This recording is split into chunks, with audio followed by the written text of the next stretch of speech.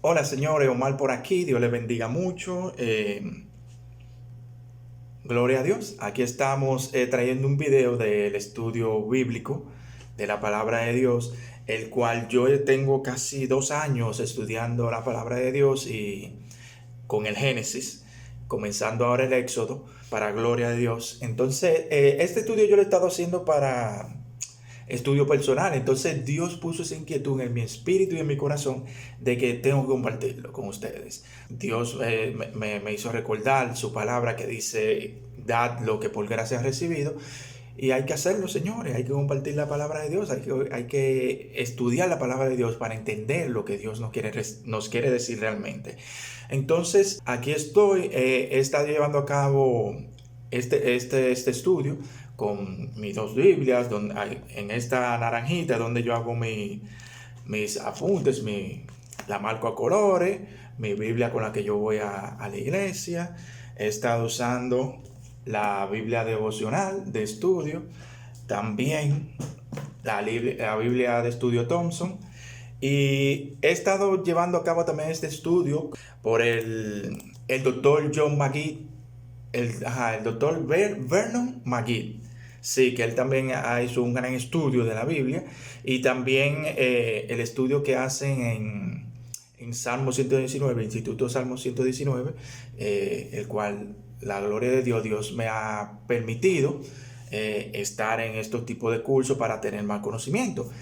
Era algo personal para mí, para también llevar la palabra de Dios, pero Dios quiere que lo comparta ya y que sea el estudio que yo comparta. O sea, el estudio que yo estaba haciendo, no solamente las palabras, sino el estudio completo que yo lo comparta con ustedes.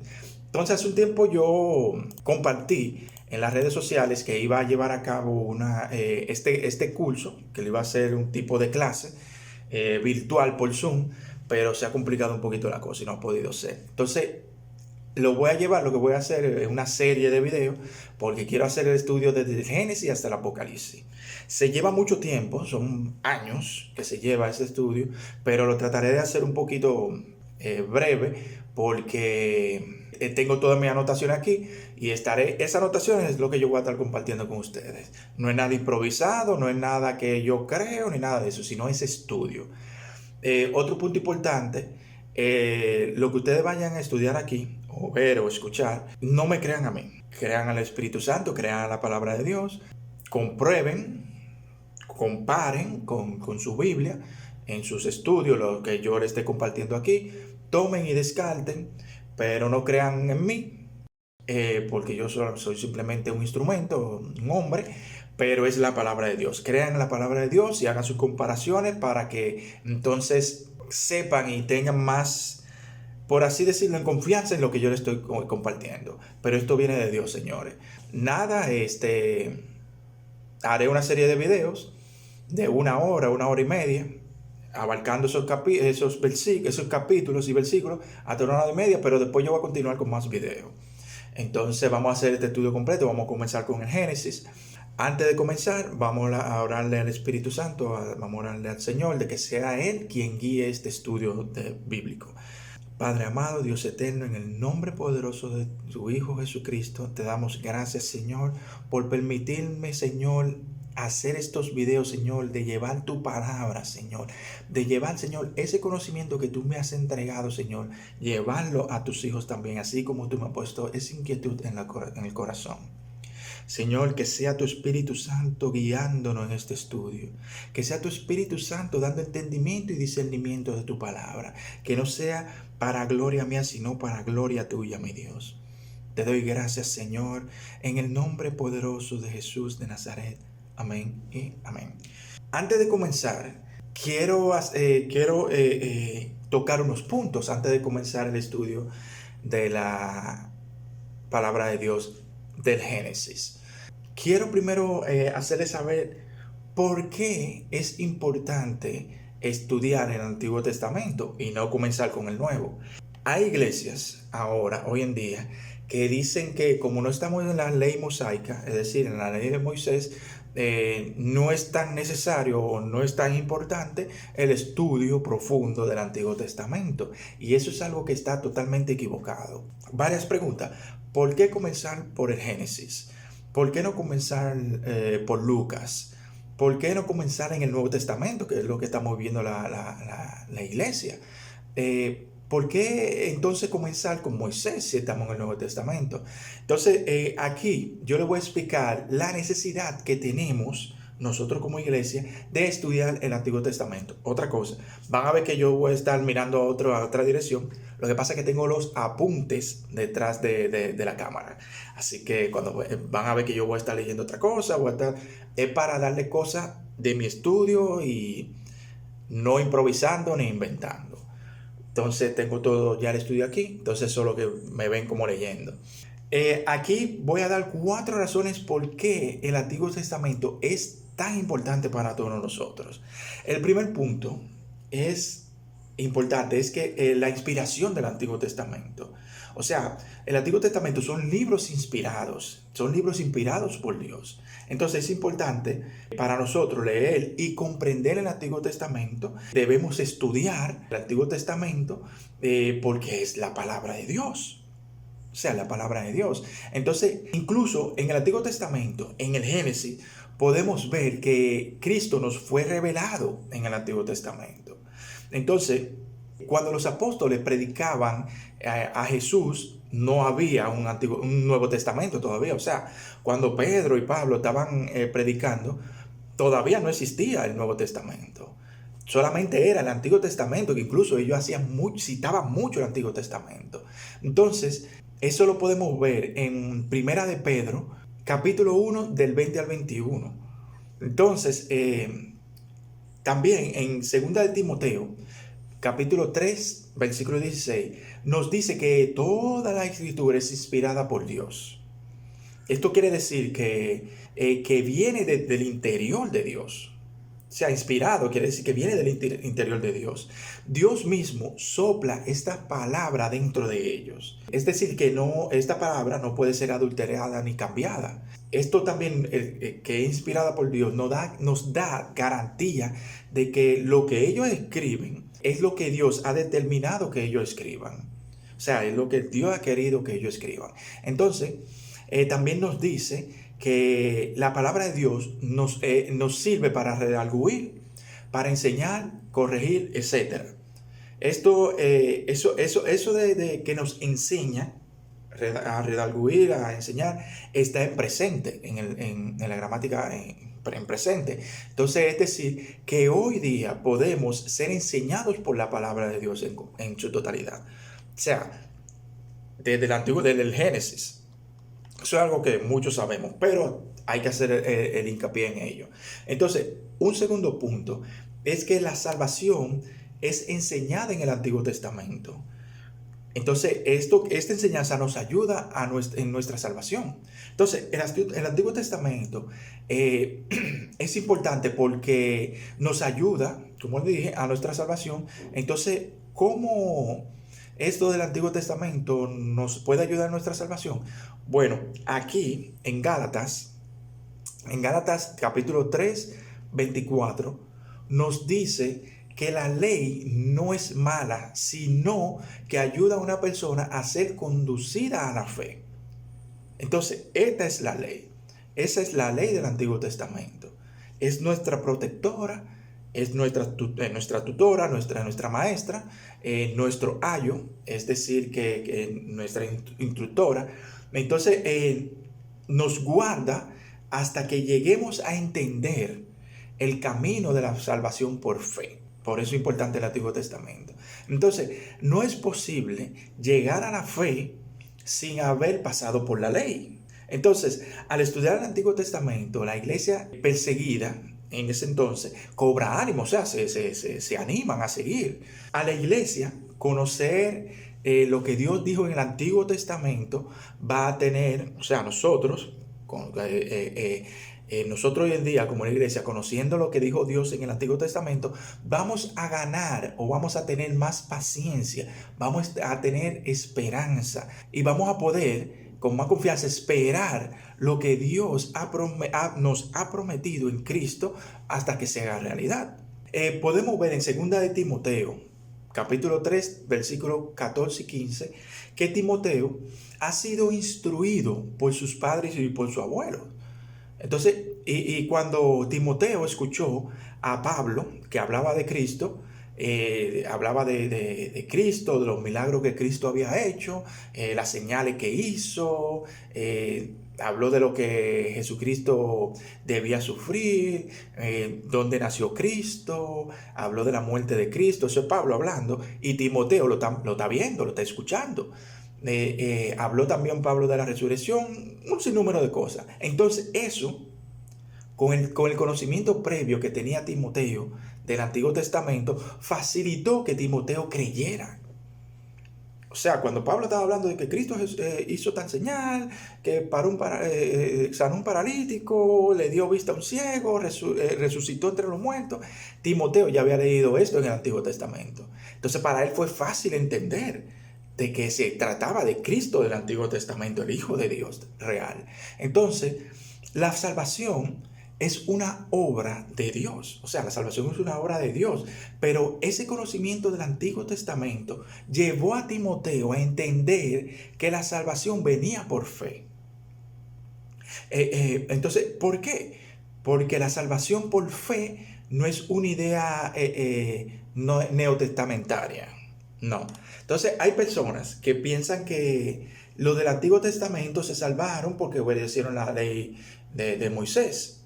Y lo que los de nosotros, la iglesia del Nuevo Testamento, nos salvamos confiando solamente en Jesucristo. Y en realidad eso no es así. Es algo que muchos creen hoy en día, pero eso no es así. La Biblia desde el Antiguo Testamento enseña que en el Antiguo Testamento y en el Nuevo Testamento la salvación siempre ha sido por fe, no por otra cosa. Entonces, en Génesis, podemos ver en Génesis capítulo 15, versículo 6, que dice que Abraham creyó a Jehová y tuvo fe y le fue, y esta fe de Abraham, que Abraham creyó en Jehová, le fue contado por justicia. Entonces, cuando Timoteo escuchó que la salvación viene por fe, como Timoteo había estudiado el Antiguo Testamento, entendió que lo que Pablo decía era verdad. O sea, no tuvieron que decirle tanta cosa porque ya él sabía, él tenía conocimiento. Y él sabía que era así porque ya lo sabía desde el Antiguo Testamento. Entonces, nadie se salva por obras. Por más que tú hagas, obviamente hay que hacer la obra de Dios, pero por más que tú dé dinero, que diezme dinero, por más que tú ayudes a los pobres, si tú no tienes fe, tú no has hecho nada. Entonces, el comprender el Antiguo Testamento nos llevará a entender mucho más lo que es la salvación por fe. Por eso es importante leer el Antiguo Testamento. Entonces, el punto es que la santificación contribuye con la santificación de nosotros hoy en día. El Antiguo Testamento es importante porque colabora en nuestra santificación. O sea, nos ayuda a santificarnos más. Nos ayuda a estar de una manera aceptable delante de Dios. Entonces, también nos ayuda nos prepara a nosotros para hacer su obra. Entonces, cuando una persona mira la cruz de Cristo y se convierte a Cristo, viene a Cristo, lo hace por fe. Entonces ya por esto es justificado y salvo. Pero la cosa no termina ahí. O sea, no es que yo pase adelante, acepté al Señor como mi Salvador y ya. No. A partir de ahí hay que avanzar de forma ascendente. O sea, hay que seguir avanzando, santificándonos conforme a la imagen de Cristo. O sea, tenemos que buscar esa semejanza con nuestro Salvador. Este es un proceso, cuando nosotros nos convertimos, comenzamos un proceso de santificación. Aquí es donde el Espíritu Santo nos va cambiando poco a poco. Entonces va cambiando nuestra vida y demás. Y entonces hay personas que dicen que una persona salva siempre estará salva.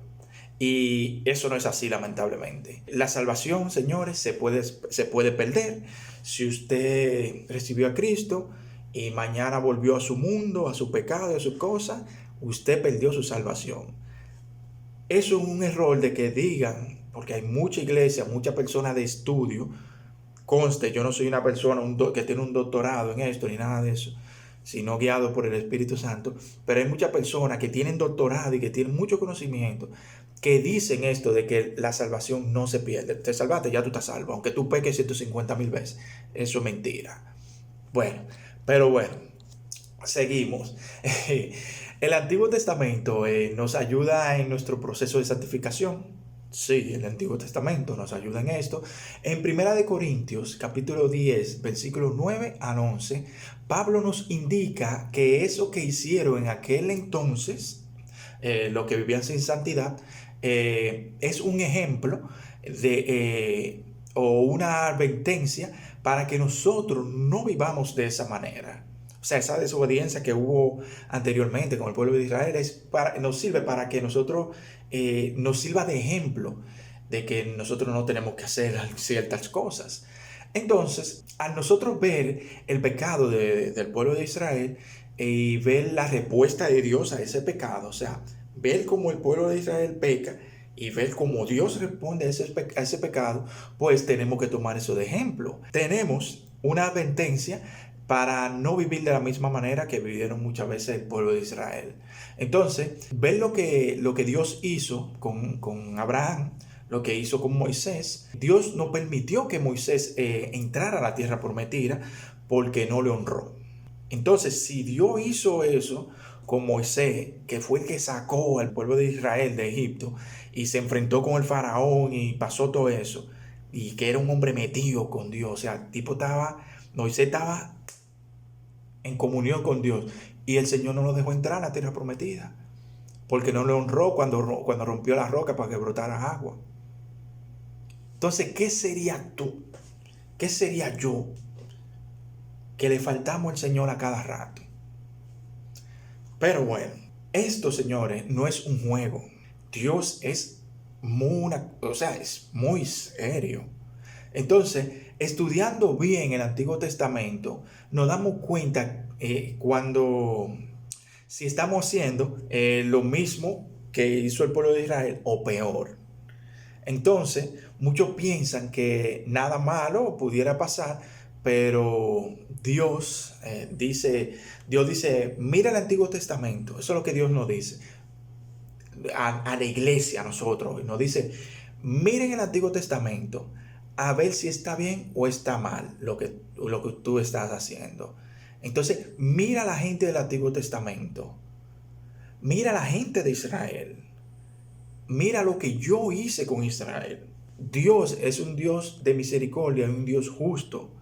O sea, Dios justo, es decir, que juzga. Entonces, el cuarto punto es que tenemos ahí la revelación del Antiguo Testamento. El Antiguo Testamento nos revela el plan de Dios, nos revela el carácter de Dios, nos revela cómo Dios nos prepara para el Nuevo Testamento. O sea, aquí Dios nos prepara para nosotros entender el Nuevo Testamento. Dios nos revela que Él es Dios y que Dios nunca cambia. En el Antiguo Testamento y en el Nuevo Testamento y donde sea, Dios nunca cambia, es el mismo. Entonces, aquí en el Antiguo Testamento vamos a conocer el carácter de Cristo. Vamos a conocer el carácter de Dios. Entonces, vamos a saber cómo Dios piensa. Vamos a saber, a entender cómo Dios actúa. Y cómo entender todo esto nos ayuda a ver cómo deberíamos vivir nosotros hoy en día, conociendo todo esto del Antiguo Testamento. En Lucas capítulo 24, versículo 27, vemos que Cristo indicaba los libros de Moisés y de los profetas. Entonces, Cristo, en el Nuevo Testamento, que nosotros lo leemos, Cristo está diciendo, ustedes me quieren conocer. ¿Quieren saber quién soy yo? Vayan al Antiguo Testamento. Él citándole siempre el Antiguo Testamento porque no había Nuevo Testamento. Entonces, para conocer más de Jesús, o sea, quién es Jesús, la profecía de él y etcétera, esto lo dice el mismo Jesús, que esto lo sabemos en el Antiguo Testamento. Dios nos dice en Malaquías capítulo 3 versículo 6, Dios dice, yo no cambio. O sea, Dios no cambia, señores. O sea, Malaquías no sabía que Dios guardaría silencio por 400 años hasta que naciera el Mesías. El pueblo no tenía idea de lo que Dios va a hacer en este último libro del Antiguo Testamento. Entonces, Dios ya había decidido no hablar ni revelarse de esta manera por 400 años. O sea, Dios se detuvo, dijo, al parecer, tengo que bajar allá a corregir la cosa. Pero bueno, entonces, aquí la tentación de muchos en pensar que el Dios del Antiguo Testamento, esto es importante, señores. Este lapso de tiempo entre el Antiguo Testamento y el Nuevo Testamento, que fueron 400 años de silencio de Dios, muchos se vieron con la tentación o pensaron que el Dios del Antiguo Testamento no es el mismo Dios del Nuevo Testamento. Otros, para no parecer tan herejes, tan mentirosos, dicen que no es que Dios haya cambiado, sino que se ha revelado de una manera diferente, diciendo que en el Antiguo Testamento Dios mostró su carácter fuerte y de enojo y demás, y en el Antiguo Testamento su carácter o su lado amoroso, por así decirlo. Entonces, nada de eso es cierto, señores. Dios no cambia, la Biblia lo dice y la Biblia no miente. Búsquenlo, busquen eso, que lo dice en Malaquías 3:6, que Dios mismo dice, yo no cambio. Dios, como le digo, Dios no cambia. Dios mostró mucho amor en el Antiguo Testamento, muchísimo amor y misericordia. Con el hecho de no haber destruido la humanidad o al pueblo, fue y es todavía por amor, señores. Entonces, lo que dicen que Dios no muestra su enojo en el Nuevo Testamento, que Dios no baja y destruye con fuego a todo el mundazo, es porque al parecer esa persona que piensa así no ha leído lo que dice el Apocalipsis. Incluso en los mismos evangelios dice que hay infierno, o sea, lo que pasa es que lo está interpretando mal. Entonces, Cristo habla mucho del infierno. Habla mucho de que muchos serán echados al infierno, señores. Entonces, habla muchísimo de esto en el Evangelio. Y el Apocalipsis, eso, terrible. Entonces piensan que Dios ahora se está mostrando. No, señor, Él es el mismo. Él es amor, misericordia, pero también es fuego arrasador. Entonces, Dios no ha cambiado. Ni en el Antiguo ni en el Nuevo Testamento. Él es el mismo. Desde el Génesis, el mismo Dios que estamos sirviendo hoy. Entonces, les exhorto que lean los salmos para que esto revela mucho de Dios. Entonces, podemos ver en Hebreos capítulo 13, versículo 8, que nos dice que Jesucristo, miren bien, dice que Jesucristo es el mismo ayer, hoy y siempre. Jesucristo no cambia, Dios no cambia.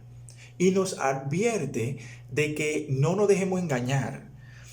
No nos dejemos engañar, ni seducir, ni cautivar por falsas doctrinas. Ni por nuevas ideas que a la gente se le ocurrió de que, ay, esto, no. Guíense de esto, Señor, y llévense de la Biblia, no se lleven de nadie. Pídale a Dios, al Espíritu Santo que le dé entendimiento, oren mucho. Y cuando escuchen algo, sientan algo, lean algo por ahí, compárenlo con la Biblia. Vamos a compararlo con la Biblia a ver si es así. Si la Biblia te dice sí, es cierto lo que dice, pues fuego, eso es. Pero bueno, entonces nosotros debemos contrastar, es decir, como yo le dije, probar todo lo que leemos en otros libros que no sea la Biblia, o lo que escuchemos por ahí, o lo que sintamos, con lo que Dios ha revelado acerca de si es así en la Escritura. Entonces, si eso no concuerda, como le dije, entonces eso no viene de Dios. Ahora, si concuerda, entonces sí viene de Dios. Y lo vamos poco a poco metiendo en nuestro corazón. Entonces, necesitamos, señores, ser gente bíblica. O sea, gente que de verdad cree en lo que dice la Biblia. Porque de eso se trata nosotros el evangélicos pentecostales, cristianos, protestantes, que nosotros creemos en lo que dice la Biblia.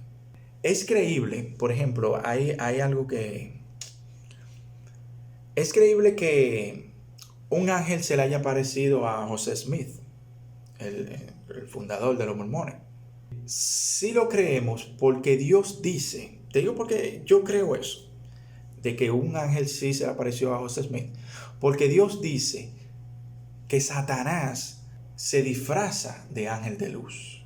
Ahora bien, ¿cómo sabemos que lo que el ángel le dijo es mentira a José Smith? Porque no va de acuerdo con lo que dice la escritura. O sea, todo lo que nosotros escuchemos hay que venirlo a compararlo aquí, en la Biblia. Entonces, Jesús vino a cumplir la palabra de Dios. Él no vino a quitar. Nos dice que necesitamos el Antiguo Testamento. El mismo Jesucristo nos dice que necesitamos el Antiguo Testamento para conocer de Él. Nos dice que tenemos que tener el Antiguo Testamento para comprender y entender lo que Él estaba por hacer en el Nuevo Testamento. Los milagros que Él iba a hacer. Entonces, Dios revela todo ese plan en el Antiguo Testamento. Si no entendemos cuál es el plan de Dios, no vamos a entender muchas cosas que Jesucristo nos dice en el Nuevo Testamento. Cuando nos dice, bueno, recuerden lo que dicen los profetas. Recuerden, yo estoy cumpliendo lo que dijo Elías, por ejemplo. ¿Qué fue lo que hizo? ¿Qué fue lo que dijo Elías? Tú vas a estar en el aire. No, hay que entender, hay que estudiarlo. Entonces, la revelación del Antiguo Testamento es importante porque es como cuando alguien va al cine. Tú vas con alguien al cine a ver la parte 2 de cualquier película. La segunda parte de una película. Fuiste al cine con esa persona. Tú has visto la primera, pero esa persona no ha visto la primera parte. Entonces, quien te acompaña no va a entender lo que está sucediendo, te va a ver emocionado. ¡Hey, qué heavy! Mira tal personaje, mira esto, mira el otro. Pero esa persona que está en lo tuyo, que no ha visto la primera parte, no va a entender nada de tu emoción, no va a entender lo que está sucediendo. Entonces, eso mismo pasa aquí. Hay que estudiar el Antiguo Testamento para entender cosas que nos dicen en el Nuevo Testamento, como le dije. Como le dije, vamos a ver cosas cumpliéndose en el Nuevo Testamento que nos habían dicho en el Antiguo Testamento, pero si no sabemos, si no tenemos claro lo que nos decía en el Antiguo Testamento, no vamos a entender lo que está sucediendo en el Nuevo Testamento. Y vamos a improvisar cosas y a inventar muchas cosas. Entonces, Jesús citó citas del Antiguo Testamento, como les dije, muchas veces, muchísimas veces. Entonces, por eso que el Antiguo Testamento nos prepara para el Nuevo Testamento. Entonces, sobre estos 4 puntos que vamos a seguir estudiando, que yo les mencioné, del Antiguo Testamento, la idea es que en todos los libros del Antiguo Testamento podamos darnos cuenta de estos 4 pilares o puntos. Nosotros estamos en un camino diferente a lo que la Iglesia Católica ha llevado, otras iglesias, porque nosotros somos la iglesia protestante, la iglesia cristiana, que esto hace referencia a la reforma, a la separación de la reforma. Entonces, que es la iglesia protestante, que es protestante porque estaba en contra de la doctrina católica. Cuando se separa de la iglesia y de la doctrina católica, entonces se convierte en la iglesia protestante. Eso fue un punto. Pero bueno, vamos a ver 8 etapas que nos ayuda a ver el Antiguo Testamento como una sola historia donde Dios va revelándose a sí mismo y va revelando su maravilloso plan. Entonces, estas 8 etapas, esto no es dogmático. Es decir, que no es discutir, no es algo para discutir, ni no es algo innegable. Esto es algo que es. Entonces, estas 8 etapas es una propuesta de estudio de la que yo pude estudiar en Salmo 119, pero hay muchos otros tipos de estudio, propuestas de estudio del Antiguo Testamento, pero esta es una que es muy buena. Esta se va a usar esta de las 8 etapas, porque tiene un orden cronológico. Este estudio aquí también va de una forma cronológica, no saltando de allí para acá, no, sino de una forma cronológica, uno tras de otro. Entonces, por eso se tomará este modelo para ver el Antiguo Testamento. Entonces, hay que pensarlo y verlo en orden cronológico. O sea, es decir, uno tras otro, paso por paso. Entonces, vamos por parte y por orden. La etapa 1, que son 3 ciclos de pecados: juicio, redención y promesa.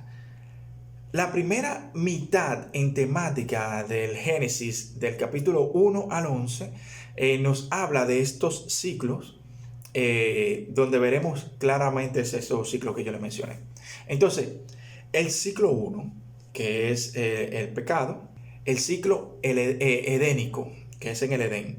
Entonces, el pecado aquí fue comer del árbol del bien y el mal. Entonces, esto fue el pecado aquí fue la práctica, porque el pecado real no fue que ellos se comieran el fruto, sino fue la incredulidad de ellos, el acto de hacer eso. Entonces, también tenemos aquí en el Edén, tenemos juicio. O sea, vemos las maldiciones y el juicio de parte de Dios. Vemos aquí también en el Edén la redención, que es cuando son vestidos de pieles. O sea, Dios lo está redimiendo. Y vemos la promesa aquí en el Edén, que es la simiente de la mujer. La simiente de la mujer, como sabemos, se trata de Cristo. Entonces, en el segundo ciclo tenemos el noaico. El pecado aquí, en los tiempos de Noé, fue que la maldad era mucha en el mundo. Había mucha maldad en el mundo. El juicio de Dios fue el diluvio, que arrasó con todo el mundo.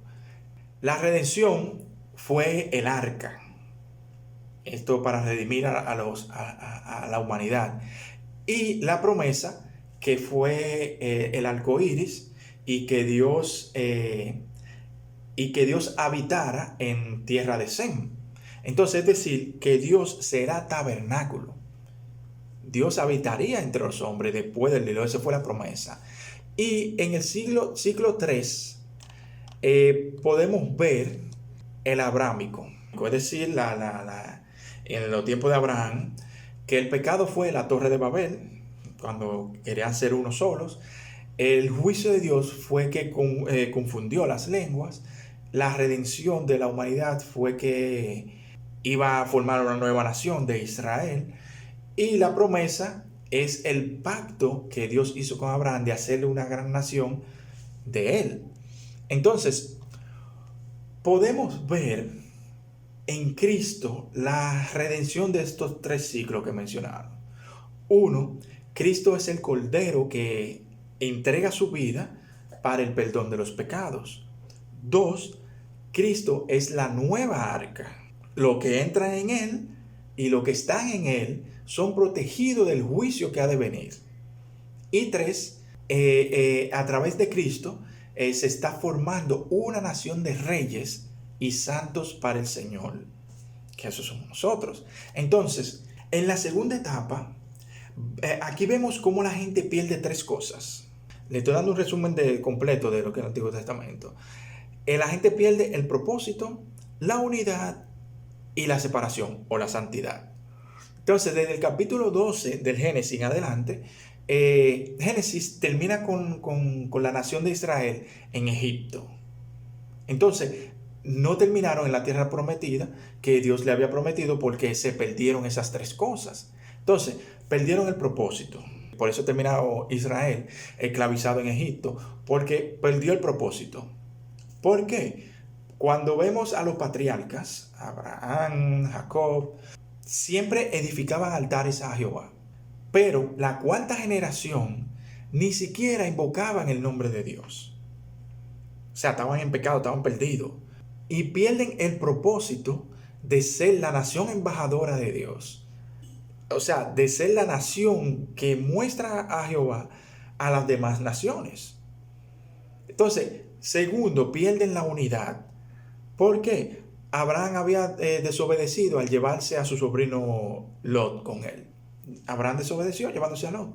Entonces, cuando crecieron los rebaños de Lot y de Abraham, Abraham, por mantener la unidad y la paz con Lot, acepta la división y que se lleve una parte y otra vez tome parte de la tierra y cosas así. Vemos a los hijos de Jacob vendiendo a José en vez de guardar la unidad, habían decidido matar a José o venderlo. Entonces al final lo vendieron, no hay unidad, perdieron la unidad. Y la separación o la santidad, pierden la santidad. Esto se pierde cuando Abraham quiere que su hijo se case con alguien de su pueblo.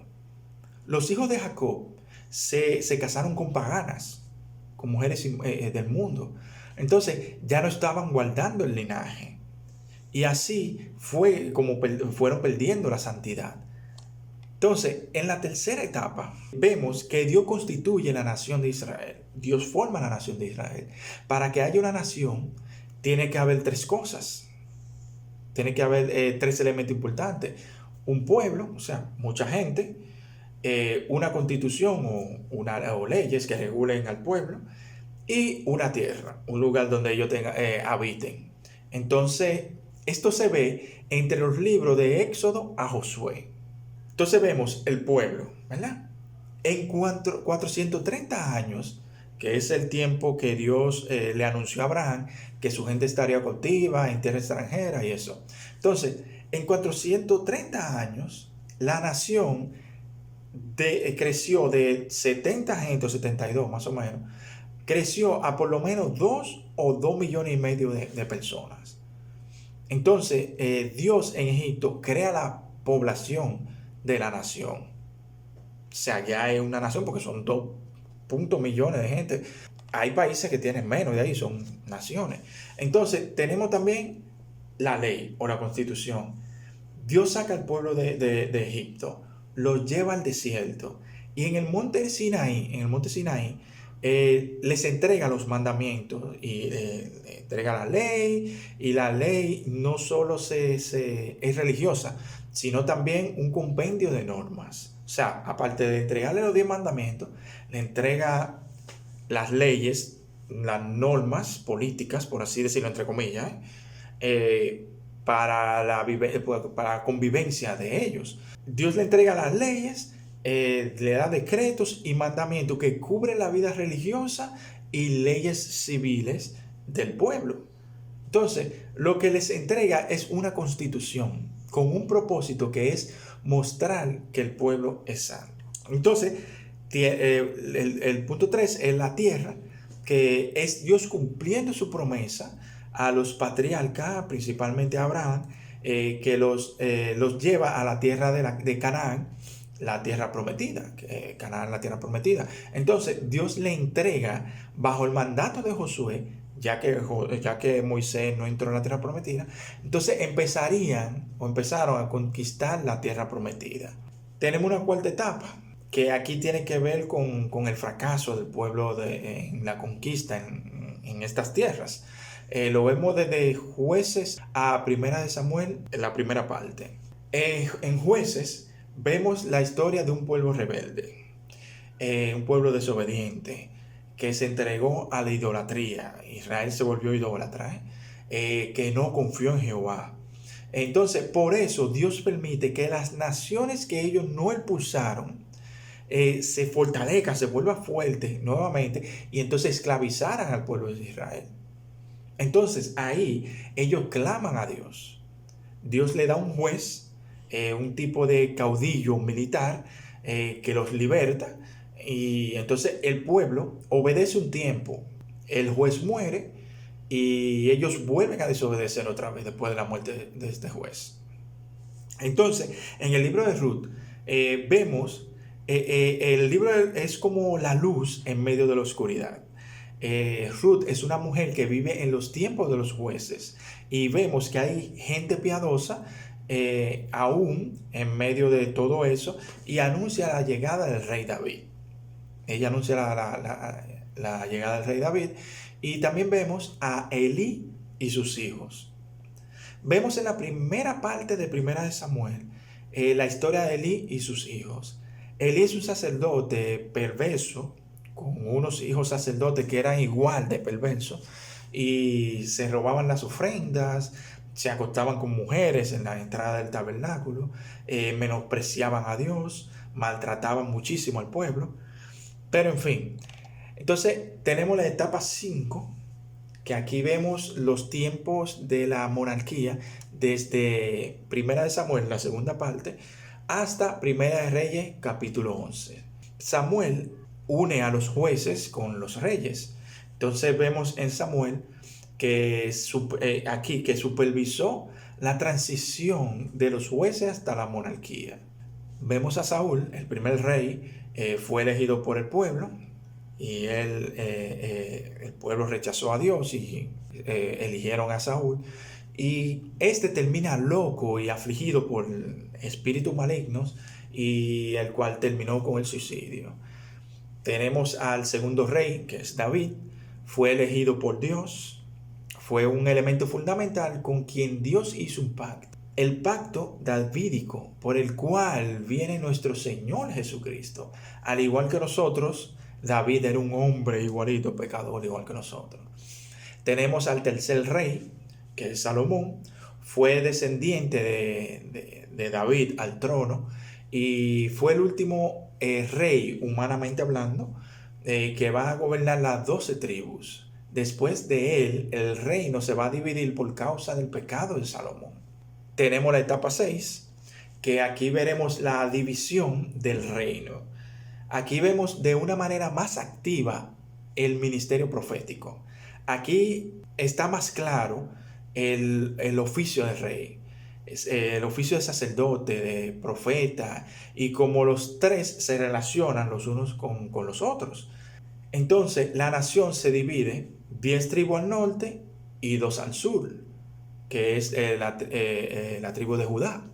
Entonces, esto es importante para nosotros porque muchos desconocen que desde Primero de Reyes, capítulo 11, hasta bien adelante, cuando se habla de Israel, no se habla de toda Israel. Se está hablando de las 10 tribus. Cuando se habla de Israel, se habla de las 10 tribus que están en el norte. Y cuando se habla de la tribu de Judá, entonces se habla de la tribu de Benjamín. O sea, cuando hablan de Israel, hablan de las 10 de las 10 tribus del norte. Y cuando se habla de la tribu de Judá, las dos, la de Benjamín y la de Judá. Esto es muy importante para que comprendamos quiénes son los samaritanos y de dónde vienen, para cuando veamos el pasaje donde Jesús habla del buen samaritano. Entonces hay que entender de dónde que vienen los samaritanos. Los samaritanos son las 10 tribus del norte, mezclada con otros pueblos paganos. Entendiendo esto, vamos a ver de quién es Dios nos habla y qué tiene que ver con nosotros. Entonces, tenemos aquí a los profetas. Algunos de los profetas menores y mayores son relatados en el libro de Reyes. Primero vemos a Israel norte, que es lo que son las tribus que están en el norte, con 19 reyes malos, siendo estos conquistados por Asiria en el 722 a.C. Segundo, vemos a Judá, que son la tribu que está en el sur, con 20 reyes, con 8 reyes más o menos buenos de estos 20, y fueron conquistados por 3 fases de Babilonia. Tenemos la etapa 7. Vemos lo que en esta etapa vemos lo que pasa en el cautiverio, de lo que pasa en Babilonia. Dios demuestra que todavía tiene el control. Lleva al pueblo de Israel cautiverio para curar la idolatría. Les enseña a reverenciar la ley y que se den cuenta de cómo es la ley de Babilonia y que la ley de Dios es benévolo. Les da esperanza hablándole mucho del Mesías. Entonces, en la última etapa, etapa 8, vemos el regreso. es decir, entre los libros de Esdras hasta Malaquías, los persas derrotan al reino de Babilonia y vemos que en cada fase hay 70 años. En toda esta fase hay 70 años. Entonces, al terminar el Antiguo Testamento con tristeza y mucha esperanza, con tristeza al final porque al final el pueblo no obedeció, el pueblo siguió desobediente, pero vamos a ver que hay una gran conexión entre el Antiguo Testamento y el Nuevo Testamento. Resumiendo ya esta parte introductoria de lo que vamos a estudiar, primero vamos a estar viendo los ciclos en el Antiguo Testamento, resumido, que ya lo comentamos. El primer ciclo tiene 4 elementos, que es pecado, juicio, redención y promesa. El segundo ciclo es la pérdida. Se pierden 3 propósitos, que es el propósito, unidad y separación. El tercer ciclo, que es una nación. Aquí vemos la formación del pueblo de Israel ya que una nación necesita estos 3 elementos, que son un pueblo que forme esa nación, una constitución que rija esa nación y una tierra donde esté ubicada esa nación. El cuarto ciclo es el fracaso de la conquista. Aquí tenemos a Jueces, Ruth y Eli. El quinto ciclo, periodo de la monarquía, que es la aparición de los reyes en Israel, que tenemos a Saúl, David y Salomón. El sexto ciclo, que es la época de la división y profetas. El reino de Israel se divide y la aparición de los profetas como un oficio. Tenemos a los profetas, Israel y Judá. Entonces, en el séptimo ciclo tenemos la etapa del cautiverio, que el pueblo de Israel está cautivo. Tenemos aquí la idolatría, la lección que se ha mostrado y la esperanza. Y el octavo ciclo, el regreso del exilio. Tenemos a Zorobabel, Esdras y Nehemías.